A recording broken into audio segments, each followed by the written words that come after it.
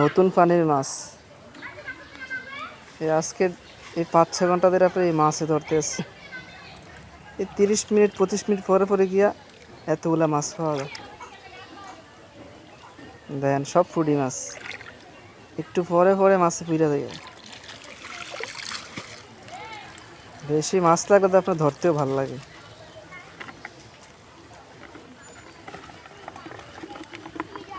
সব ফুডি মাছ দেখছেন নি? ওই সান সব সাদা সাদা ফুডি, অন্য মাছ এত বেশি নাই, সব ফুডি মাছ। নতুন পানি পাইয়া দৌড়ে আর এই আনতাত লাগে। দেন আরেকটা আনতা,